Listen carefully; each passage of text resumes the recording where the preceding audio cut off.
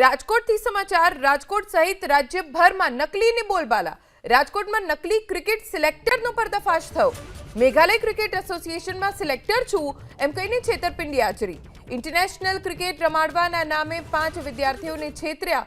પ્રજ્ઞેશ બારટ નામના શખ્સે 5 લોકો સાથે છેતરપિંડી કરી। ગોંડલના મામલતદાર સહિત 5 વ્યક્તિ પાસેથી 90,000 રૂપિયા લીધા। પ્રજ્ઞેશ સૌરાષ્ટ્ર યુનિવર્સિટીમાં પીએચડીનો વિદ્યાર્થી અને ફૂટબોલનો ખેલાડી। તમામને ઇન્ટરનેશનલ ક્રિકેટ રમવાની લાલચ આપી એરફેરના નામે રૂપિયા ખંખેર્યા। સૌરાષ્ટ્ર યુનિવર્સિટીના બેડમિન્ટન કોચ ચિંતન રાવલ અને વેપારી મેહુલ ધોળકિયાએ ફરિયાદ કરી। અગાઉ મહેસાણામાં પ્રજ્ઞેશ બારટે 40 લાખનું કૌભાંડ આચર્યાનો આરોપ છે। પોલીસે નકલી સિલેક્ટરની અટકાયત કરીને વધુ તપાસ હાથ ધરી છે।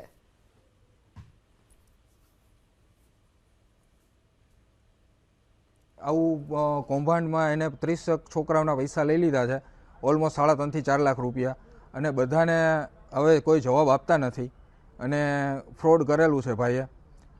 પોલીસમાં અરજી આપેલી છે। એક જ માગણી છે કે આ વ્યક્તિને વહેલાસર પકડી અને એને એવો સબક શીખવાડવામાં આવે કે એ બીજા કોઈ સાથે આવું કૃત્ય આચરે નહીં।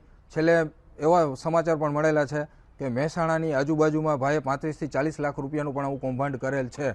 હાલ અંજાર રહે છે અને સૌરાષ્ટ્ર યુનિવર્સિટીમાં પોતે પીએચડી કરે છે। તો એક એવી પણ આશા છે કે આવી વ્યક્તિની પીએચડી પણ રોકાવવું જોઈએ, કારણ કે આવા વ્યક્તિ જો પીએચડી કરીને બહાર આવશે તો ભવિષ્યના છોકરાઓનું શું?